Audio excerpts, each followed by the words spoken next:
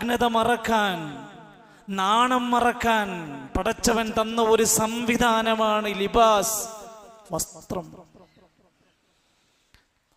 അതൊരു പെരുന്നാളിനോ അതൊരു ഏതെങ്കിലും ഒരു കല്യാണ ചടങ്ങിനോ മേടിക്കുന്ന ഒരു പുതുമയുള്ള വസ്ത്രത്തിനപ്പുറത്ത് നമ്മൾ എന്നുമെന്നും ധരിക്കുന്ന വസ്ത്രത്തിന് പോലും മഹത്തായ നിഅമത്തുണ്ടെന്നും അതിന് പാഠമാകാനുണ്ടെന്നും അതിന് നന്ദിയുണ്ടാകണമെന്നും അള്ളാഹുവിൻ്റെ തീരുമാന നിർദ്ദേശങ്ങൾ നമുക്ക് പഠിച്ചാൽ മനസ്സിലാക്കാൻ സാധിക്കും. സത്യത്തിൽ ഈ നിഅമത്തിനെ കുറിച്ച് എന്തിനാണ് ഇതെന്ന് അറിയാത്ത ഒട്ടനേകം മനുഷ്യരിന്ന് നാട്ടിലുണ്ട്. ഞാൻ എന്തിനാണ് ഒരു വസ്ത്രം ധരിക്കുന്നത്? പഠിക്കണം. അള്ളാന്റെ ഖുർആൻ പറഞ്ഞു, നിങ്ങൾക്ക് തന്ന ഡ്രസ് എന്ന സംവിധാനത്തിന്റെ ലക്ഷ്യം എന്താണെന്നറിയോ? യാ ബനീ ആദം, ആദമിന്റെ സന്താനങ്ങളെ, ഖദ് അൻസൽനാ അലൈക്കും ലിബാസ, നിങ്ങൾക്ക് നാം ഇതാ വസ്ത്രത്തെ ഇറക്കി തന്നിരിക്കുന്നു. ആ വസ്ത്രം ഉണ്ടാക്കാനുള്ള മെറ്റീരിയലുകൾ, ആ വസ്ത്രം നിർമ്മിക്കാൻ ആവശ്യമായ സ്കില്ലുകൾ, കഴിവുകൾ, അതിന് പറ്റുന്ന വ്യക്തികൾ പല നിലക്കുമുള്ളതാണ്. ആ വസ്ത്രം ഇറക്കി തന്നു എന്ന് പറഞ്ഞ ആ സംവിധാനം നിങ്ങൾക്ക് തന്നതെന്തിനാണ്? യുവാരി സൗആതികും വരീഷ, നിങ്ങളുടെ കാണാൻ പറ്റാത്ത നഗ്നതകളെ മറച്ചു വെക്കാൻ വേണ്ടിയാണ് വസ്ത്രം. വരീഷ, നിങ്ങൾക്കൊരു അലങ്കാരത്തിന് വേണ്ടിയാണ് വസ്ത്രം തന്നിരിക്കുന്നത്, ഭംഗിക്കാൻ. എന്നിട്ട് അല്ലാഹുവിന്റെ ഖുർആൻ മറ്റൊരിടത്ത് പറയാണ്, വജഅല ലക്കും സറഹബീൽ, നിങ്ങൾക്ക് പടച്ച റബ്ബദാ ഉടുപ്പ് തന്നിരിക്കുന്നു. എന്തിനാ? തഖീകുമുൽ ഹർറ, നിങ്ങളുടെ നാടുകളിൽ ഉണ്ടാകുന്ന ശക്തമായ ചൂടിൽ നിന്ന് നിങ്ങൾക്ക് സംരക്ഷണമാകാൻ. അലങ്കാരമാണ്, നഗ്നത മറക്കാനുള്ളതാണ്. ചൂടിൽ നിന്നും കാലാവസ്ഥാ വ്യതിയാനത്തു നിന്നും നിങ്ങൾക്ക് സംരക്ഷണം നൽകുന്ന അള്ളാഹുവിൻ്റെ നിഅമത്താണ് വസ്ത്രം എന്നത്. അതുകൊണ്ട് തന്നെ നബി കരീം സല്ലല്ലാഹു അലൈഹി വസല്ലം പറയാണ്, നിങ്ങളിൽ ഒരു നിഅമത്ത് പടച്ച റബ്ബ് തന്നിട്ടുണ്ടെങ്കിൽ അതിൻ്റെ അടയാളം നിങ്ങൾ കാണിക്കുന്നത് അള്ളാഹ്ക്ക് ഇഷ്ടമാണ്. മഹാനായ സ്വഹാബി അംർ ബിൻ ശുഐബ് റളിയല്ലാഹു അൻഹു ഉദ്ധരിക്കുന്ന ഹദീസ്, قال رسول الله صلى الله عليه وسلم إن الله يحب أن يرى أثر نعمته على عبده. തീർച്ചയായും അല്ലാഹു ഒരാളെ ഇഷ്ടപ്പെടുന്നു. ആരാണവൻ? അയ്യുറാ അഥറ നിഅമതിഹി അലാ അബ്ദിഹി, തനിക്ക് ലഭിച്ച അനുഗ്രഹം, തൻ്റെ ജീവിതത്തിൽ പടച്ചവൻ തന്ന നിഅമത്തുകൾ പ്രതിഫലിപ്പിക്കുന്ന അതിൻ്റെ അടയാളങ്ങൾ എടുത്ത് അണിയുന്ന കാണിക്കുന്ന ഒരാളെ അള്ളാഹ്ക്ക് ഇഷ്ടമാണ്. ഉണ്ടായിട്ടും ഇല്ലാത്തവനെ പോലെ നടക്കുന്നവനല്ല അള്ളാഹ്ക്ക് ഇഷ്ടം. തനിക്ക് തന്നത് പടച്ചവൻ തന്നിട്ടുണ്ടെന്ന് ബോധ്യപ്പെടുകയും അതനുസരിച്ച് ജീവിക്കുകയും ചെയ്യുന്ന ഒരു അടിമയെ അള്ളാഹ്ക്ക് ഇഷ്ടമാണ്. എന്നാൽ ഇല്ലാത്തത് കാണിച്ച് നടക്കാൻ പാടില്ല. ഒന്നുമില്ലെങ്കിലും എല്ലാം ഉള്ളവനെ പോലെ വേഷം കെട്ടാൻ പാടില്ല. എല്ലാം ഉണ്ടെങ്കിലും താൻ കുറച്ചൊക്കെ ഉള്ളവനാണെന്ന് ജനങ്ങളെ തോന്നിപ്പിക്കാൻ ഒരു കിബറിന്റെ, അഹങ്കാരത്തിന്റെ, ധാർഷ്ട്യത്തിന്റെ വസ്ത്രം ധരിക്കരുത്. കുലൂ വശ്റബൂ വൽബസൂ വതസദ്ദഖൂ. നബി സല്ലല്ലാഹു അലൈഹി വസല്ലം പറയാണ്, തിന്നോളിയും കുടിച്ചോളൂ, വൽബസൂ, നിങ്ങൾ വസ്ത്രം ധരിച്ചോളൂ, വതസദ്ദഖൂ, നിങ്ങൾ ദാനം ചെയ്തോളൂ, ഫീ ഗൈരി സറാഫത്തിൻ വലാ മഖീല, ദൂർത്താവരുത്, പൊങ്ങച്ചുണ്ടാവരുത്. അങ്ങനെയല്ലാത്ത നിങ്ങൾ കഴിച്ചോളൂ, കുടിച്ചോളൂ, ധരിച്ചോളൂ എന്നാ പറഞ്ഞത്. ധരിച്ചോളൂ എന്ന വാക്കിന്റെ തൊട്ടടുത്ത് പറഞ്ഞ തസദ്ദഖൂ, ദാനം ചെയ്തോളൂ. സുഹൃത്തുക്കളെ, നമുക്ക് എത്ര വസ്ത്രമുണ്ട്? നമ്മൾ എപ്പോഴെങ്കിലും വസ്ത്രമില്ലാത്തവരെ പറ്റി ചിന്തിച്ചു നോക്കിയോ? ഭക്ഷണമില്ലാത്തവരെ പറ്റി നമുക്ക് കാണാൻ കഴിയും. എന്നാൽ നാട്ടിലാരും വസ്ത്രത്തിന് വേണ്ടി യാചിക്കാൻ വരാറില്ല, അവരൊട്ടും മിണ്ടാറുമില്ല. ഒന്ന് ആലോചിക്കണം, നമ്മൾ ഇല്ലാത്തവർക്കത് കൊടുക്കാൻ നമുക്ക് ഒരുപാട് സംവിധാനങ്ങളുണ്ട്, ഡ്രസ് ബാങ്ക് സിസ്റ്റങ്ങളുണ്ട്, പല മഹല്ലുകളിലും നടപ്പിലാക്കിക്കൊണ്ടിരിക്കുകയാണ്. നമുക്ക് ആവശ്യമില്ലാത്ത മറ്റൊരാൾക്ക് ഉപയോഗിക്കാൻ പറ്റാവുന്ന വസ്ത്രങ്ങൾ ഒരു സ്ഥലത്ത് ശേഖരിക്കുന്നു. വസ്ത്രമില്ലാത്ത ആളുകൾക്ക് അതിൽ നിന്ന് സൈസൊക്കെ നല്ലത് എടുത്ത് കൊണ്ടുപോകാൻ പറ്റുന്നു. എന്താ പ്രശ്നമുള്ളത്? നമ്മുടെ വീട്ടിലുണ്ട് കേസ്, കവറ് പൊട്ടിക്കാത്ത ഡ്രസ്സ് വീട്ടിലിരിക്കുന്നുണ്ട്. എന്താണ് അതിൻ്റെ പ്രശ്നം? അതിൻ്റെ മോഡൽ പോരെന്ന് കുടുംബം പറഞ്ഞു. ഒന്നോ രണ്ടോ തവണ മാത്രം ധരിച്ച നല്ല അടിപൊളി ഡ്രസ്സുകൾ നമ്മുടെ ഷെൽഫിൽ ഇരിക്കുന്നുണ്ട്. എന്താ അതിന്റെ പ്രശ്നം? അത് പോരാ എന്നൊരു തോന്നലുണ്ടാകുന്നു. അങ്ങനെ ഇരിക്കുന്ന എന്തെങ്കിലും ഒരു കൊടുക്കാൻ പറ്റുന്ന, ഉപയോഗിക്കാൻ പറ്റുന്ന വസ്ത്രങ്ങളുണ്ടെങ്കിൽ ദാനം ചെയ്യാനുള്ള സംവിധാനം നമ്മൾ ഉപയോഗപ്പെടുത്തിക്കും. എന്നാൽ ഫീ ഗൈരി ഇസ്റാഫിൻ വലാ മഖീല, ഒരിക്കലും ഒരു പൊങ്ങച്ചത്തിന്റെ, ഒരു ദൂർത്തിന്റെ ഒരടയാളവും നിന്റെ കയ്യിൽ കടന്നു വരാൻ പാടില്ല. നബി സല്ലല്ലാഹു അലൈഹി വസല്ലം വിശദീകരിച്ച ചില ഹദീസിൽ കാണാം, നീ ധരിക്കുന്ന വസ്ത്രത്തിൽ പോലും ഒരു വിനയത്തിന്റെ വസ്ത്രമായി മാറാൻ ശ്രമിക്കണം. നീ ധരിക്കുന്ന വസ്ത്രത്തിൽ ഒരിക്കലും ഒരു ശുഹ്റത്തിന്റെ വസ്ത്രമാകാൻ പാടില്ല. സൗബ് ശുഹ്റത്തിൻ, ഹദീസിൽ വന്ന വാക്ക്. നീ ധരിക്കുന്ന വസ്ത്രം പെരുമയുടെ, പൊങ്ങച്ചത്തിന്റെ വസ്ത്രമാകരുത്.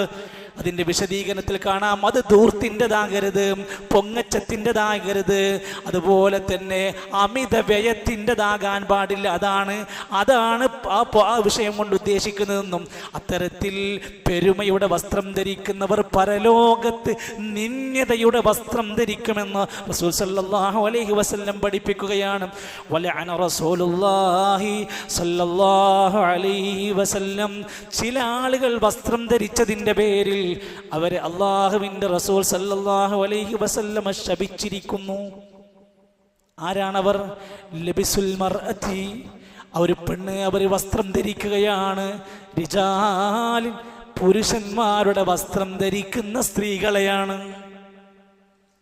സ്ത്രീകളുടെ വസ്ത്രം ധരിക്കുന്ന പുരുഷന്മാരാരെങ്കിലും ഉണ്ടെങ്കിൽ അവരെ ശപിച്ചിരിക്കുന്നു. ഇബ്നു ബാസ് റഹ്മത്തുള്ളാഹി അലൈഹി ആ ഹദീസ് വിശദീകരിച്ചിട്ട് വളരെ സൂക്ഷ്മമായിട്ട് പറയാണ്. ഈ കാലഘട്ടത്തിൽ നമ്മളൊന്ന് ചേർത്തങ്ങ് വായിച്ചാൽ മതി. ഒരിക്കലും ഒരു ആണ് പെണ്ണിന്റെ വസ്ത്രം ധരിക്കാൻ പാടില്ല. എന്നിട്ട് പറയാണ്, ഒരു ഭാര്യ ഭർത്താവിന്റെ വസ്ത്രം ധരിച്ച് നടക്കാൻ പാടില്ല. ഒരു ഭർത്താവ് ഭാര്യന്റെ വസ്ത്രം ധരിച്ച് നടക്കാൻ പാടില്ല. പരസ്പരം ഭയങ്കര സ്നേഹത്തിലും ഇഷ്ടത്തിലൊക്കെ തന്നെയാണ്. അത് പറ്റില്ല എന്ന് പറയുകയാണ്. ഇനി മറ്റൊന്നും കൂടി അതിന്റെ ഇബ്നു ബാസ് റഹ്മത്തുള്ളാഹി പറയാണ്, വസ്ത്രത്തിന് അകത്തിടുന്നതാണെങ്കിൽ പോലും പാടില്ല. ആണിന്റെ വസ്ത്രം ഒരു പെണ്ണിന് അവളുടെ മേൽവസ്ത്രത്തിന് താഴെ പോലും ധരിക്കാൻ പാടില്ല. ആര് ചിന്തിക്കുന്നു? നമ്മുടെ മക്കളെയൊക്കെ ചെറുകാലം മുതൽ, ചെറുപ്പം തൊട്ടേ ഇത്തരത്തിലുള്ള ആ വേർതിരിക്കപ്പെട്ട ഇസ്ലാം നൽകിയ വേർതിരിവിന്റെ വേഷത്തിലും സംസ്കാരത്തിലും കിടപ്പുറ മാറ്റിക്കടത്തുന്നതിലും എല്ലാത്തിലും പഠിപ്പിക്കാൻ ഈ ഹദീസ് നമ്മളെ പാകപ്പെടുത്തുകയാണ്. പുരുഷന്മാരോട് പ്രത്യേകം പറഞ്ഞു, നിന്റെ വസ്ത്രത്തിന് ചില അതിർത്തികളുണ്ട്. മാ കാന അസ്ഫല മിനൽ കഅബൈൻ ഫഹുവ ഫിന്നാർ.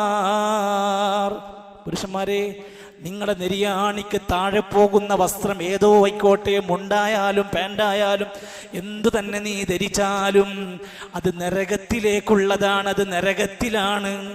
അത് പറ്റൂല എന്നാണ്. മാക്സിമം നെരിയാണി വരെയാണ് നമുക്ക് അനുവദിക്കപ്പെട്ടത്. മഹാനായ ജാബിർ റളിയല്ലാഹു അൻഹു നബി തങ്ങളോട് ചെന്ന് പറയാണ്, നബിയെ, എനിക്കൊരു ഉപദേശം തരണം, എന്നൊന്ന് ഉപദേശിക്കണം. ഖാല നബി സല്ലല്ലാഹു അലൈഹി വസല്ലം, നബി തങ്ങൾ കുറച്ച് കാര്യങ്ങളൊക്കെ അങ്ങനെ പറഞ്ഞു. ലാസ്റ്റ് വരിയിൽ കാണാം, വഇയ്യാക വഇസ്ബാലുൽ ഇസാർ. ജാബിർ റളിയല്ലാഹുവിനോട് പറയാണ്, നിങ്ങൾ വസ്ത്രം നെരിയാണിക്ക് താഴെ വലിച്ചിഴക്കുന്നത് നല്ലോണം സൂക്ഷിക്കണം. ഫഇന്നഹാ മിനൽ മഖീലതി, അതൊരു പൊങ്ങച്ച സ്വഭാവമാണ്. ഞാനൊന്നും വിചാരിച്ചിട്ടൊന്നുമില്ല, ഞാനിപ്പോൾ അങ്ങനെ അഹങ്കാരമൊന്നും കാണിച്ചിട്ടൊന്നുമില്ല, ഞാൻ അങ്ങനെ ഇട്ടു പോയിന്നുള്ളൂ. അങ്ങനെ ഉണ്ടാവരുത്, അത് പാടില്ലെന്ന് പറഞ്ഞു കഴിഞ്ഞാൽ പിന്നെയും അത് ധരിക്കുന്ന അങ്ങനെ ഒരു സമ്പ്രദായം വന്നാൽ അതൊരു കിബറിന്റെ കൂടെ അടയാളമായി മാറുകയാണ്. എന്ന് പറഞ്ഞ് ജാബിർ റളിയല്ലാഹു അൻഹു ഉപദേശിക്കുകയാണ്. ഇത്തരത്തിലുള്ള പൊങ്ങച്ചക്കാരെ അള്ളാഹു ഒരിക്കലും ഇഷ്ടപ്പെടൂല.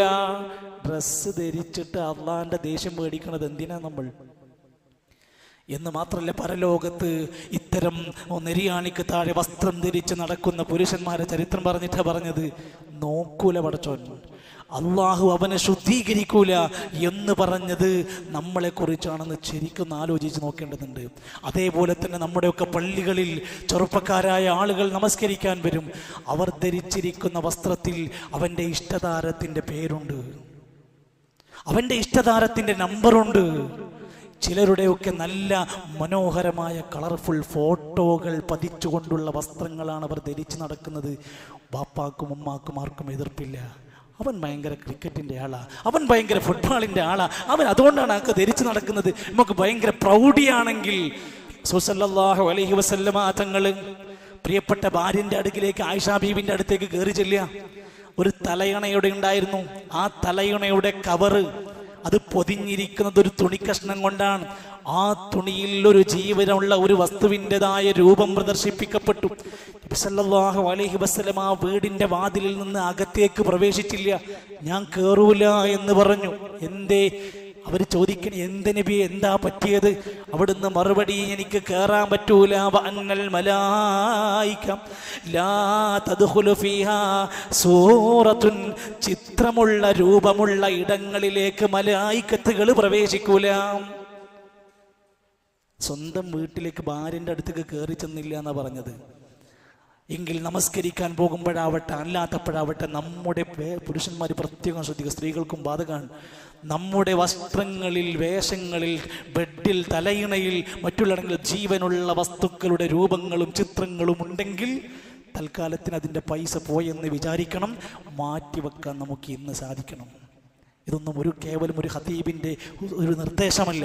റസൂലുള്ളാഹി സ്വല്ലല്ലാഹു അലൈഹി വസല്ലമൻ്റെ പഠിപ്പിച്ച അധ്യാപനങ്ങൾ മനസ്സിന് താല്പര്യമുണ്ടെങ്കിൽ, ആ സുന്നത്തുകളെ ഇഷ്ടപ്പെടുന്നുണ്ടെങ്കിൽ പിന്നെ നമുക്കതിനോടൊരു വിമുഖത വരാൻ ഒരു സാധ്യതയുമില്ല. റസൂൽ സല്ലല്ലാഹു അലൈഹി വസല്ലം പിന്നെ പഠിപ്പിക്കുകയാണ്, നല്ല വെള്ളവസ്ത്രം പറ്റുമെങ്കിലൊക്കെ ധരിക്കാൻ ശ്രമിച്ചോ. ഇൽബസൂ മിൻ സിയാബിക്കുമുൽ ബിയാദ്, നിങ്ങൾ വെള്ളവസ്ത്രം ധരിക്കാൻ ശ്രമിക്കൂ പുരുഷന്മാരെ. ഫഇന്നഹാ മിൻ ഖൈരി സിയാബിക്കും, നിങ്ങളുടെ വസ്ത്രങ്ങളിൽ ഏറ്റവും നല്ല വസ്ത്രം വെള്ളവസ്ത്രമാണ്. വകഫിനൂ ഫീഹാ മൗതാക്കും, നിങ്ങളിൽ ആരെങ്കിലും മരിച്ചാൽ ആ വെള്ളവസ്ത്രത്തിലായിക്കൊണ്ട് അവരെ കഫൻ ചെയ്യുകയും ചെയ്തോളൂ. ആ വെള്ള വസ്ത്രത്തിനൊരു മഹത്വമുണ്ട്. അതൊരിക്കലും ഒരു സിനിമയുടെ സ്റ്റൈലല്ല, അതൊരിക്കലും ഒരു നടന്റെ റോളല്ല. അത് ഇസ്ലാം 14 നൂറ്റാണ്ട് മുമ്പ് ഇസ്ലാമിന്റെ പ്രവാചകൻ പഠിപ്പിച്ചു തന്നു. നമുക്ക് വെള്ളയോടൊരു ഇഷ്ടമുണ്ടാകണം. എന്തേ? അത് സുന്നത്തായി പഠിപ്പിച്ചു തന്നതാണ് എന്ന് അവിടെ നമുക്ക് കാണാൻ സാധിക്കേണ്ടതുണ്ട്. അതേപോലെ തന്നെ നമ്മുടെ ഈ ജീവിതത്തിൽ പടച്ച റബ്ബ് നൽകിയിട്ടുള്ള ഈ നിഅമത്ത് ദിവസവും നമ്മൾ ചെയ്തുകൊണ്ടിരിക്കുന്ന വേഷം മാറിക്കൊണ്ടിരിക്കുമ്പോൾ ഒരു പ്രാർത്ഥനയുണ്ടെന്ന് മറക്കരുത്. അൽഹംദുലില്ലാഹ് അല്ലദീ കസാനി ഹാദ തൗബ വറസഖനീഹി മിൻ ഗൈരി ഹൗലിൻ മിന്നി വലാ ഖുവ്വ. എത്ര തവണ നമ്മൾ ഡ്രസ്സ് മാറിക്കൊണ്ടിരിക്കുന്നു, അപ്പോഴൊക്കെ പ്രാർത്ഥിക്കാം. നബി സല്ലല്ലാഹു അലൈഹി വസല്ലമ ചില മര്യാദ പറഞ്ഞ കൂട്ടത്തിൽ കാണാൻ സാധിക്കും, വസ്ത്രം ധരിക്കുമ്പോൾ വലത് ഭാഗത്തിന് പ്രാധാന്യം കൊടുക്കണം. ആദ്യം വലത് കാൽ, ആദ്യം വലത് കൈ. ധരിക്കുമ്പോഴും അഴിക്കുമ്പോഴും ബിസ്മില്ലാ എന്ന് പറഞ്ഞിരിക്കണം. അതൊരു സുന്നത്താ. ഞാൻ പറഞ്ഞത് കേവല ചടങ്ങല്ല. ഇസ്ലാമിൻ്റെ നിർദ്ദേശങ്ങൾ ഓരോ വ്യക്തിയിലും മഹത്തരമായ നന്മകൾ ഉണ്ടാക്കുന്ന വിഷയങ്ങളാണ് പഠിപ്പിച്ചത്. അതേപോലെ തന്നെ ഒരു പക്ഷേ സ്ത്രീകൾ ഈ സദസ്സിൽ അവരില്ലായിരിക്കാം, ഉള്ളവരുണ്ടാകാം. ഭാവിയിൽ ഇത് കേൾക്കാനിരിക്കുന്ന പ്രിയപ്പെട്ട ഉമ്മമാരോട്, സഹോദരിമാരോട് അല്ലാഹുവിൻ്റെ ഖുർആനും പ്രവാചകന്റെ ചര്യയും ഒരുപാട് നിർദ്ദേശം പറഞ്ഞിട്ടുണ്ട്. ഇന്ന് കേരളത്തിലുടനീളം നമ്മൾ കാണുകയാണ്, പലതരത്തിലുള്ള മോഡൽ വസ്ത്രങ്ങൾ വ്യാപിച്ചു കൊണ്ടിരിക്കുകയാണ്. എല്ലാ മോഡലുകളും ആദ്യം കൊണ്ടുവന്ന് ധരിപ്പിക്കുന്നത് പെണ്ണിനെയാണ്. പെണ്ണ് ധരിച്ചാലേ മോഡലാകൂ. അവൾ അല്പം കാണിച്ചാലേ ആ വസ്ത്രം തരംഗമാകൂ. അവൾ അല്പമൊക്കെ ഒന്ന് കളർഫുൾ ആയാലേ അതൊരു വലിയ ട്രെൻഡായി മാറുകയുള്ളൂ. ഇനി എന്താ ചെയ്യുക? ഇസ്ലാം അതിന് കൃത്യമായി കൊണ്ട് പറയാണ്, 2 ഷഹാദത്ത് സ്വീകരിച്ച് ഞാനിതാ സാക്ഷ്യം വഹിക്കുന്നു എന്ന് പറഞ്ഞ ഒരു പെണ്ണിന് ഇസ്ലാം കൃത്യമായി പഠിപ്പിക്കുന്ന ഔറാത്ത് മറയാതെ അവൾക്ക് ജീവിക്കാൻ കഴിയൂല. ഷഹാദത്ത് കലിമ അംഗീകരിക്കുന്നുണ്ടെങ്കിൽ ഒരു പെണ്ണിൻ്റെ ഏറ്റവും വലിയ പ്രൗഢിയാണ് അവൾ ഔറത്തുകൾ കൃത്യമായി മറക്കുന്നവളായിരിക്കും. അല്ലെങ്കിൽ അവളുടെ ഷഹാദത്ത് മുതൽ തന്നെ ചോദ്യം ചെയ്യപ്പെടേണ്ടതുണ്ട്. നബി സല്ലല്ലാഹു അലൈഹി വസല്ലമ ജീവിച്ചിരുന്ന കാലഘട്ടത്തിൽ വിശുദ്ധ ഖുർആനിന്റെ ആയത്തുകൾ ഇറങ്ങി. നബിയെ, നിങ്ങൾ നിങ്ങളുടെ ഭാര്യമാരോട് പറഞ്ഞു കൊടുക്കണം. നബിയെ, നിങ്ങൾ മുഴുവൻ വിശ്വാസിനികളോട് പറഞ്ഞു കൊടുക്കണം. എന്ത്? വസ്ത്രത്തിന്റെ മര്യാദ. വനിസാഇൽ മുഅ്മിനീന, എന്താ മര്യാദ? യുദ്നീന അലൈഹിന്ന മിൻ ജലാബീബിഹിന്ന, അവരുടെ ശരീരം മുഴുവനായി മൂടുന്ന ജിൽബാബ് കൊണ്ട് അവർ വസ്ത്രങ്ങളെ അവരുടെ ശരീരത്തെ മൂടണം. ചുരിദാറിട്ടാലും സാരിട്ടാലും എന്തായാലും കുഴപ്പമില്ല, അതിൻ്റെ ഉള്ളിൽ അങ്ങനെ ഉണ്ടെങ്കിൽ പുറത്ത് അത് മുഴുവനായി മറക്കുന്ന ഒരു നല്ല ജിൽബാബ് അവൾ ധരിച്ചിരിക്കണം. ആരുണ്ടത് പാലിക്കാൻ? ആരുണ്ട് ഇത് ശ്രദ്ധിക്കാൻ? എന്തിനാണ് സ്ത്രീകൾ ഇങ്ങനെ പ്രയാസപ്പെടുത്തുന്നത്? അല്ല,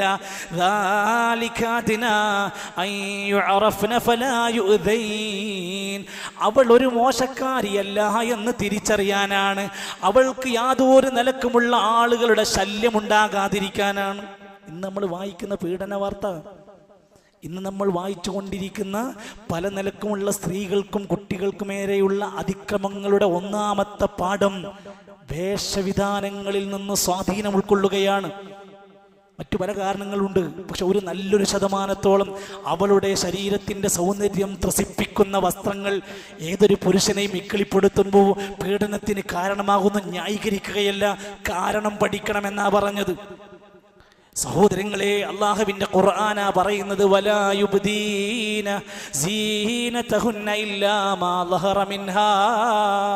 പെണ്ണ്, അവൾക്കൊരു ഭംഗി പടച്ചോൻ കൊടുത്തിട്ടുണ്ട്, അവൾക്കൊരു പ്രത്യേക ഭംഗി കൊടുത്തിട്ടുണ്ട്. എന്നാൽ ഖുർആൻ പറഞ്ഞു, വലാ യുബ്ദീന സീനതഹുന്ന, അവളുടെ ഭംഗിയും അലങ്കാരവും പുറത്ത് കാണിക്കാൻ പാടില്ല. ഇല്ലാ മാ ളഹറ മിൻഹാ, പ്രത്യക്ഷമായി കാണിക്കാൻ അനുവദിക്കപ്പെട്ടതൊഴികെ. ചിലപ്പോൾ മുഖം അല്ലെങ്കിൽ കയ്യിൻ്റെ ആ മുൻഭാഗം അതൊരു നിർബന്ധം ആവശ്യമായി പറഞ്ഞിട്ടില്ല എങ്കിൽ പോലും അതല്ലാത്ത കാലടക്കമുള്ള ഭാഗം നമ്മുടെ ഭാര്യ, ഉമ്മ, സഹോദരി, താത്ത, അനിയൻ, ഇത്താത്ത ആരൊക്കെ പെണ്ണായിട്ട് ആരൊക്കെണ്ടോ അവർക്ക് ബാധകമാണ്. ഇത് ഖുർആനിന്റെ കൽപ്പന. ഇതിങ്ങനെ പഠിപ്പിക്കുക. വലാ യുബ്ദീന സീനതഹുന്ന ഇല്ലാ ലിബുഊലതിഹിന്ന. നാട്ടുകാർക്കല്ല ഭംഗി കാണിച്ചു കൊടുക്കേണ്ടത്, അവരുടെ ഇണകൾക്കാണ്, ഭർത്താക്കന്മാർക്കുള്ളതാണ് അവളുടെ സൗന്ദര്യം കാണിക്കേണ്ടത്. പിന്നെ അല്പമൊക്കെ അവൾ വീട്ടിൽ അങ്ങോട്ടും ഇങ്ങോട്ടുമൊക്കെ പെരുമാറുമ്പോൾ അവളുടെ മക്കളും ജ്യേഷ്ഠനും അനിയനും ഒക്കെ കണ്ടേക്കാം. അത് ചില ഭാഗങ്ങൾ അങ്ങനെയാണ്. എന്നാൽ മൊത്തത്തിലായിക്കൊണ്ട് അവൾ പരമാവധി ശ്രദ്ധിക്കാനാണ് ഇസ്ലാം ഇത് ആവശ്യപ്പെടുന്നത്. പ്രത്യേകിച്ചും ചെറിയ പ്രായമുള്ള കൗമാരക്കാരായ മക്കളെ കുറിച്ച് ചിന്തിച്ചു നോക്കൂ നിങ്ങൾ. നമ്മുടെ നാട്ടിൽ ഏറ്റവും നന്നായി ഡ്രസ് ചെയ്യൽ ആരാന്നറിയോ? 65, 70, 75 വല്യന്മാർ. അവർ താഴെ ഒന്ന് മേലൊന്ന് പുതച്ച് ഫുള്ള് കവർ ചെയ്താണ് അവർ പോണത്. എന്നാൽ അവർക്കത്ര നിർബന്ധമല്ല. എന്നാൽ ശരിക്കും മറക്കേണ്ടുന്ന നമ്മുടെ 15-കാരി 20-കാരി എങ്ങനെയാ പോണത്? നേരെ തിരിച്ചാണ്. ഈ കൽപ്പനയൊന്ന് ശരിക്കും നമ്മുടെ സമൂഹത്തിനിടയിലേക്ക് ആലോചിച്ച് നോക്കൂ നിങ്ങൾ. നമ്മുടെ സമൂഹത്തിൽ നിന്ന് നോക്കിക്കഴിഞ്ഞാൽ തന്നെ നമുക്ക് കാണാൻ സാധിക്കും, ചിലർ നന്നായി മഫ്ത ധരിച്ചിട്ടുണ്ട്, പക്ഷെ അതിന് താഴേക്ക് പലതും വെളിവാണ്. സ്ത്രൈണത തുളുമ്പുന്നത് കാണിക്കുന്നതാണ്, ഭംഗി കാണിക്കുന്നതാണ്, ആകാര വടിവ് കാണിക്കുന്നതാണ്. ചിലർ പർദ്ദ ധരിച്ചിട്ടുണ്ട്, പക്ഷെ ഒരു മഫ്ത ചുറ്റി അതൊന്ന് ശരിക്കും മറക്കാൻ അവർ സന്നദ്ധരല്ല. ചിലർ, പ്രത്യേകിച്ചും നമ്മുടെ വളർന്നു വരുന്ന പെൺകുട്ടികൾ, സ്കൂളിലേക്കും ക്യാമ്പസിൻ്റെ മുറ്റങ്ങളിലേക്കും പോകുന്ന നമ്മുടെ മക്കൾ തലയിൽ ഒരു പാറിപ്പറക്കുന്ന, ഊതിയാൽ പറക്കുന്നൊരു ഷാളും കൊണ്ടാണ് നമ്മുടെ മക്കൾ വീട്ടിൽ നിന്ന് പടിയിറങ്ങിയിട്ട് ഈ നാട്ടിലൂടെ മുഴുവൻ നടന്നുകൊണ്ടിരിക്കുന്നത്. നമുക്കെന്ത് പറയാനുണ്ട്? നമുക്ക് റോളില്ലേ? സമുദായത്തിന് റോളില്ലേ? പണ്ഡിതന്മാർക്ക് ഉത്തരവാദിത്തമില്ലേ? രക്ഷിതാക്കൾക്ക് ബാധ്യതയില്ലേ? നിങ്ങൾ പരിശോധിക്കുക, 100 വിദ്യാർത്ഥികളെ എടുത്ത് പരിശോധിച്ച് നോക്ക്, മുസ്ലിം പെൺകുട്ടികളെ. ശരിയാവണ്ണം വേഷം ധരിക്കുന്ന എത്ര കുട്ടികളുണ്ട്? ഇവിടെയാണ് ഇസ്ലാം അത് പഠിപ്പിച്ചു തരുന്നത്. പെണ്ണേ, നീ ഒന്ന് ശ്രദ്ധിച്ചോലാ. യദ്ഖുൽനൽ ജന്ന, ഒരു പെണ്ണ് സ്വർഗത്തിലെത്തൂല. വലാ യജിദ്ന റീഹഹാ, സ്വർഗത്തിന്റെ മണം പോലും അവർ ആസ്വദിക്കൂല. ആരാണവർ? നിസാഉൻ കാസിയാതുൻ ആരിയാത്, വസ്ത്രം ധരിച്ചിട്ടും വിവസ്ത്രകളായി മാറിയവരാണവർ. ശരിക്ക് വസ്ത്രം ധരിച്ചിട്ട് പോലും അവർ മറക്കേണ്ടത് മറയാത്തത് കാരണം കൊണ്ട് തന്നെയാണ്. ഖിയാമത്ത് നാളിന്റെ അടയാളം എണ്ണി പറഞ്ഞു, മിൻ അശ്റാത്തി സാഅത്തി, ഖിയാമത്ത് നാളിന്റെ അടയാളമാണ് അവസാന കാലഘട്ടത്തിൽ നിസാഉഹും കാസിയാതുൻ ആരിയാത്. ചില സ്ത്രീകൾ വരാനുണ്ട്, അവരുടെ പ്രത്യേകത എന്താ? അവർ വസ്ത്രം ധരിച്ചിട്ടും വിവസ്ത്രകളെ പോലെയുള്ള പെരുമാറ്റമാണ്. ഇൽഅനൂഹുന്ന, അവരെ നിങ്ങൾ ശപിക്കണം. ഫഇന്നഹുന്ന മൽഊനാത്, അവർ ശപിക്കപ്പെട്ടവരാണ്. നമ്മുടെ പെങ്ങളെയാണോ നമ്മുടെ ഭാര്യനെയാണോ ഈ പറയണതെന്ന് മനസ്സിനകത്ത് കൊത്തിവെക്ക്. സുഹൃത്തുക്കളെ, നമ്മളൊക്കെ ചില ആൾക്കാരെ പറ്റിയിട്ട് പറയും അവര് മോശമാണ്. ആരാണവർ? വ്യഭിചാരികളായ സ്ത്രീകൾ. ശരിയാണ്. നിസ്കരിക്കാത്തൊരു പെണ്ണ് മോശക്കാരിയാണ്. ഭർത്താവിനോട് ധിക്കാരം കാണിക്കുന്നവർ മോശക്കാരിയാണ്. എല്ലാവരും സമ്മതിക്കും. എന്നാ ഹദീസ് വായിക്കണം. വശർറു നിസായിക്കും, നിങ്ങളുടെ കൂട്ടത്തിലെ ഏറ്റവും ഷർറ് പിടിച്ച സ്ത്രീകളുണ്ട്. അൽ മുതബർരിജാത്ത്, നഗ്നത കാണിക്കുന്നവളായിരിക്കും. കഴുത്തും തലമുടിയും കൈയും കാലും കാണിച്ച് നടക്കുന്ന പെണ്ണ് ഷർറാണ്. അൽ മുതഖയ്യിലാത്ത്, അഹങ്കാരികളായവരുമാണ്. അടുത്ത വാക്ക് വഹുന്നൽ മുനാഫിഖാത്ത്, അവരാണ് കപട വിശ്വാസിനികളായ സ്ത്രീകൾ. മുനാഫിഖീങ്ങളാണ്. സ്ത്രീകളെ പറ്റി പറഞ്ഞപ്പോൾ മുനാഫിഖാത്തുൻ, അവർ കപട വിശ്വാസികൾ. ഇസ്ലാമിൻ്റെ ഈമാനിൻ്റെ ശരിയായ ഭാഗം പൂർത്തീകരിക്കാൻ കഴിയാത്തവരാണ്. ഇന്ന് സമൂഹത്തിൽ നമ്മൾ കണ്ടുകൊണ്ടിരിക്കുക, പുരുഷന്മാരായ മറ്റുള്ള അന്യരെ നമ്മിലേക്ക് ആകർഷിക്കാൻ, അവരെ നമ്മിലേക്ക് വശീകരിക്കാൻ ഉതകുന്ന രൂപത്തിൽ നല്ല മേക്കപ്പും ആഭരണങ്ങളും കൊഞ്ചിക്കുഴലുകളും ഒക്കെയായി പോകുമ്പോൾ, പ്രിയപ്പെട്ട പുരുഷന്മാരെ, ഹദീസ് നമ്മളോടാണ്. മാ തറക്തു ബഅദീ ഫിത്നതൻ, എൻ്റെ കാലശേഷം എൻ്റെ ഉമ്മത്തിൽ വരുന്ന ഏറ്റവും വലിയ ഫിത്ന അളറ അലൽ റിജാലി മിനൻ നിസാ, പുരുഷന്മാരുടെ മേൽ സ്ത്രീകളെ കൊണ്ടുണ്ടാകുന്ന ഫിത്നയായിരിക്കും. ആരെയാണ് ബാധിക്കാത്തത്? ആർക്കാണ് ഇതിൽ ധൈര്യമുള്ളത്? ഏതൊരാളെയും ബാധിക്കാൻ സാധ്യതയുണ്ട്. പല നിലക്കുമുള്ള ഫിത്നകൾ ഈ നിലക്ക് വ്യാപിക്കാൻ സാധ്യതയുള്ളത് കൊണ്ട് നബി കരീം സല്ലല്ലാഹു അലൈഹി വസല്ലമ വേഷത്തിൻ്റെ കാര്യത്തിൽ വരെ കണിശമായി നമ്മളെ പഠിപ്പിച്ചുവെങ്കിൽ നമുക്ക് ഒട്ടനേകം കാര്യങ്ങൾ ഈ സമൂഹത്തിൻ്റെ മുമ്പിൽ ചെയ്യാനുണ്ട്. നമുക്ക് ഒട്ടനേകം മര്യാദകൾ ഇസ്ലാമിൻ്റെ വിശിഷ്ടമായ അധ്യാപനങ്ങളിലൂടെ നമ്മുടെ വീട് മുതൽ അവിടെ നിന്ന് അങ്ങോട്ട് കയറി വരുമ്പോൾ ചിലതൊക്കെ പാലിച്ചേ പറ്റൂ. ഇനിയുള്ള കാലം നന്മയുടെ വസന്തങ്ങളായി മാറണം. നമുക്ക് തിരിച്ചറിവുള്ള കുടുംബമായി മാറണം. നമ്മുടെ ജീവിതത്തിൻ്റെ സംസ്കാരങ്ങൾ ഇസ്ലാമിൻ്റെ സംസ്കാരങ്ങളാവണം. പാശ്ചാത്യന്മാരുടെയോ ജൂതന്മാരുടെയോ ചര്യകൾക്ക് ഇനി നമ്മുടെ ജീവിതത്തിൽ സ്ഥാനമില്ലെന്ന് തെളിയിക്കാൻ നമുക്ക് പടച്ച റബ്ബ് തൗഫീഖ് നൽകുമാറാകട്ടെ. അല്ലാഹു നമ്മെ സഹായിക്കുമാറാകട്ടെ.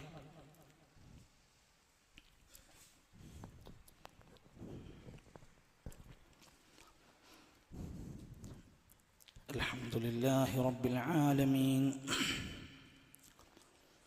വൽ ആഖിബത്തു ലിൽ മുത്തഖീൻ വലാ ഉദ്വാന ഇല്ലാ അലൽ ളാലിമീൻ വസ്സലാത്തു വസ്സലാമു അലാ റസൂലിഹിൽ അമീൻ വഅലാ ആലിഹി വസഹ്ബിഹി അജ്മഈൻ. അയ്യുഹൽ ഇഖ്വത്തു വൽ അഖ്വാത്ത് ഊസീകും വഇയ്യായ സാനിയം ബിത്തഖ്വല്ലാഹ്. ബഹുമാന്യരായ സഹോദരങ്ങളെ, സത്യവിശ്വാസികളെ, അള്ളാഹുവിൻ്റെ നിയമനിർദ്ദേശങ്ങൾ പാലിച്ചുകൊണ്ട് മുത്തഖീങ്ങളായി ജീവിച്ചു മരിക്കാൻ ഓരോരുത്തരും ശ്രമിക്കണേ എന്ന് എന്നെയും നിങ്ങളെയും ഓർമ്മപ്പെടുത്തുകയാണ്. അള്ളാഹു അനുഗ്രഹിക്കുമാറാകട്ടെ. റമദാൻ കഴിഞ്ഞ് ദുൽഹജ്ജയിലെ ബലിപെരുന്നാളിൻ്റെ കർമ്മങ്ങൾ പൂർത്തിയാക്കി ഇനി ഇവിടുന്ന് അങ്ങോട്ട് നമ്മൾ സാധാരണ ജീവിതഘട്ടങ്ങളിലേക്ക് നമ്മൾ തിരിക്കുകയാണ്. ഈ സന്ദർഭത്തിൽ ഒരുപാട് വിവാഹങ്ങളും കല്യാണങ്ങളും അനുബന്ധമായ തക്കാരങ്ങളുമൊക്കെ നമ്മുടെ നാട്ടിലും വീട്ടിലൊക്കെ നടക്കും. വളരെ ശ്രദ്ധയോടെ നമ്മൾ ഇനി ഗൗരവമായി കാണേണ്ട 3 കാര്യങ്ങളൊന്ന് ഓർമ്മപ്പെടുത്താം. ഒന്ന്, വർദ്ധിച്ചു വരുന്ന വിവാഹ നിരാസ പ്രക്രിയ വ്യാപിക്കാൻ. കല്യാണം വേണ്ട, ഇപ്പോൾ കല്യാണം വേണ്ട. 25-30 വയസ്സായിട്ടും പെൺമക്കൾ മുതൽ ആൺകുട്ടികൾ വരെ കല്യാണം ഇപ്പം ശരിയാവില്ല. ഇത് വർദ്ധിച്ചു വരുന്നതിൻ്റെ പിന്നിലുള്ള അവരുടെ ഭയം തിരുത്തേണ്ടതുണ്ട്, ആശങ്കകൾ മാറ്റേണ്ടതുണ്ട്. അതൊരു ഭാഗത്തുണ്ട്. പക്ഷെ മതപരമായ ഒരു ഭാഗം നോക്കുമ്പോൾ ഒരിക്കലും ഒരു മുസ്ലിമിന് ആ കാര്യത്തിൽ പിറകിലേക്ക് മാറി നിൽക്കാൻ കഴിയില്ല. എത്ര വലിയ കോഴ്സിൻ്റെ പേര് പറഞ്ഞാൽ, ലക്ഷങ്ങൾ മുടക്കിയ ഒരു ജോലി ഉണ്ടെങ്കിൽ ശരി, വിവാഹത്തിൻ്റെ കാര്യത്തിൽ അമാന്തം കാണിക്കാൻ അവന് ഇസ്ലാം അനുവാദം കൊടുക്കൂല. കാരണം റസൂൽ സല്ലല്ലാഹു അലൈഹി വസല്ലമയുടെ അടുത്ത് വന്നിട്ട് ഒരാൾ പറയാണ്, ഞാനൊന്നും ഞാൻ കല്യാണം കഴിക്കുന്നില്ല, അതൊക്കെ ആരാധനക്കൊരു തടസ്സമാണ്. നബി സല്ലല്ലാഹു അലൈഹി വസല്ലമ തിരിച്ചു വിളിച്ചിട്ട് പറഞ്ഞു, അതസവ്വജുൻ നിസാ, ഞാൻ ഏറ്റവും ഭക്തി കാണിക്കുന്ന ഒരു പ്രവാചകനാണ്, ഞാൻ ഭാര്യമാരുടെ കൂടെ വിവാഹ ജീവിതം നയിക്കുന്നു. ഫമൻ റഗിബ അൻ സുന്നതി ഫലൈസ മിന്നി, എൻ്റെ സുന്നത്തിനെ പാലിക്കാത്തവർ, അതിൽ നിന്ന് വിമുഖത കാണിക്കുന്നവർ എന്നിൽപ്പെട്ടവനല്ല, അവനൊരു നല്ല മുസ്ലിം അല്ല, അതൊരു നല്ല അടയാളമല്ല. അന്നിക്കാഹു മിൻ സുന്നത്തിൽ മുർസലീൻ, നല്ലപോലെ വിവാഹം കഴിച്ച് ജീവിക്കുക എന്നത് മുർസലീങ്ങളുടെ നല്ലൊരു ദിനചര്യയാണ്, മുർസലീങ്ങളുടെ ചര്യയാണ്. അത് പാലിക്കുക എന്നുള്ളത് നല്ലൊരു ഗുണമായിട്ടാണ് പഠിപ്പിച്ചിരിക്കുന്നത്. വിവാഹം കഴിക്കാനിരിക്കുന്നവർ അല്ലെങ്കിൽ വിവാഹത്തിന് താല്പര്യത്തോടെ നടക്കുന്ന ആളുകൾ അറിയണം എന്തിനാ വിവാഹമെന്ന് തിരിച്ചറിയണം.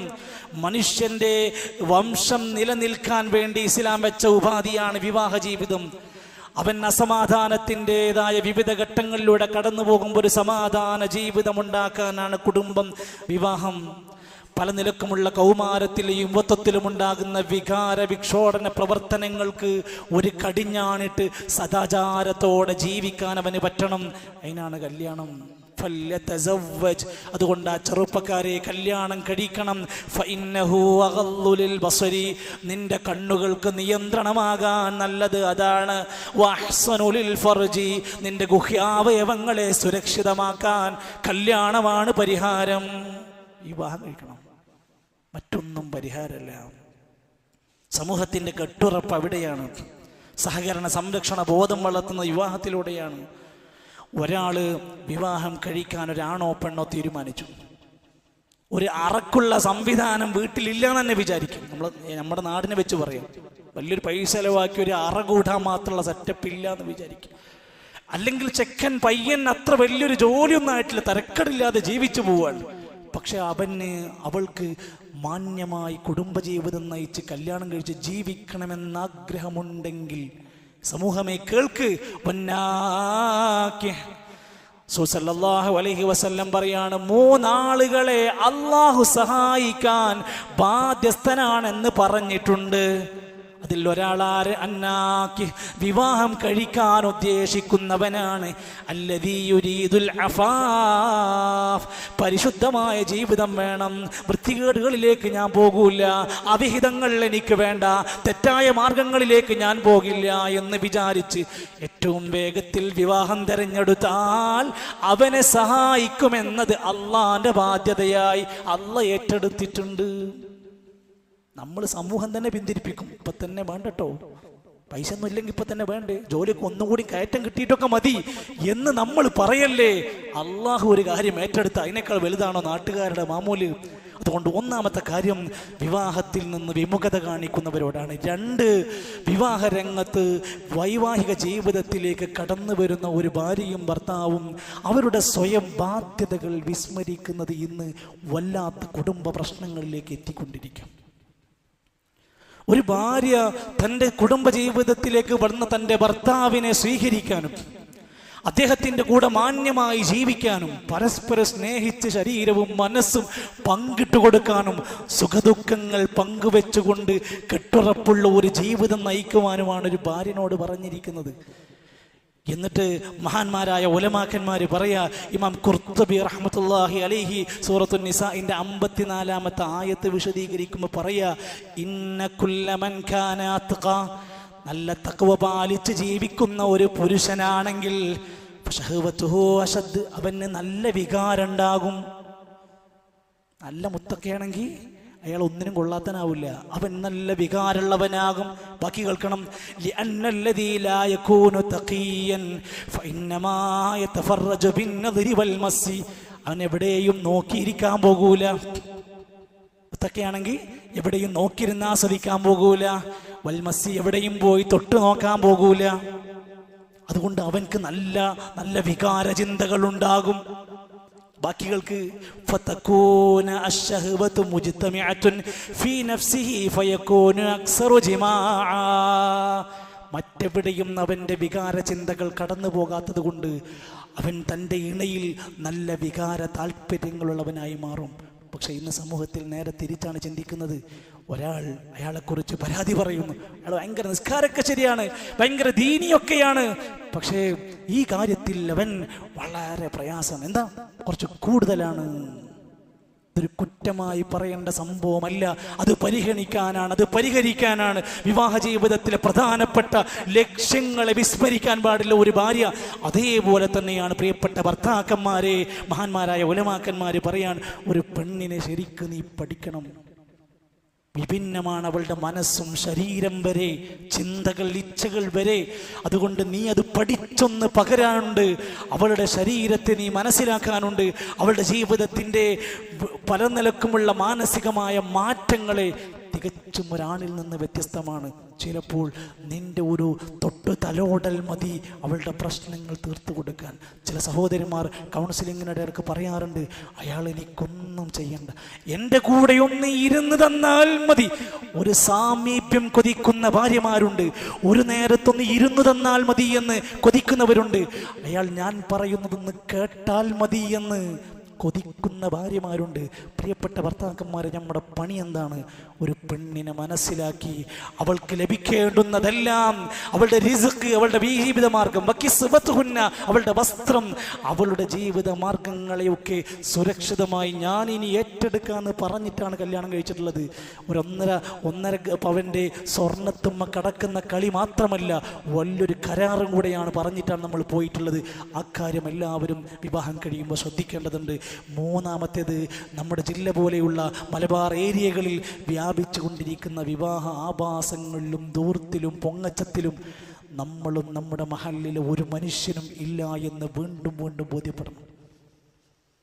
ആണും പെണ്ണും കൂടി കൂട്ടിക്കലരപ്പെടുന്ന രൂപത്തിലുള്ള സദ്യാസൽക്കാരങ്ങൾ, ഗാനമേളകൾ, കരിമരുന്ന് പ്രയോഗങ്ങൾ, കളറ് പ്രയോഗങ്ങൾ, എന്തൊക്കെ ഓരോരുത്തർക്ക് എന്തൊക്കെ ചെയ്യാൻ പറ്റുമോ പറ്റുന്നത് മുഴുവൻ ചെയ്ത് തകർക്കുന്ന കല്യാണ മാമാങ്കങ്ങൾ. നമ്മുടെ തൊട്ടപ്പുറത്തെ തെക്കൻ ജില്ലകളിലേക്ക് ചെന്ന് കഴിഞ്ഞാൽ, അവിടേക്ക് ചെന്ന് കഴിഞ്ഞാൽ ഇവിടുത്തെ സഹോദരങ്ങൾ പരാതി പറയാറുണ്ട്, ഞങ്ങളുടെ നാട്ടിലെ കല്യാണങ്ങൾക്ക് നല്ല എമൗണ്ട് പൊട്ടിക്കും. ഒരാളുടെ ആയുഷ്കാലത്തിൻ്റെ ഇടയ്ക്ക് 80% പൈസ വേണമെങ്കിൽ ഒരൊറ്റ കല്യാണത്തിന് പൊട്ടിച്ചു കളയും. നമ്മുടെ കണ്ണൂർ ജില്ലയിൽ ഈ അടുത്തൊരു വിവാഹം നടന്നു. ആ വിവാഹത്തിൻ്റെ പന്തലിനും ഡെക്കറേഷനും അലങ്കാരത്തിനും വേണ്ടി 20 ലക്ഷം രൂപൻ്റെ അടുത്ത് ചെലവഴിക്കപ്പെട്ടു.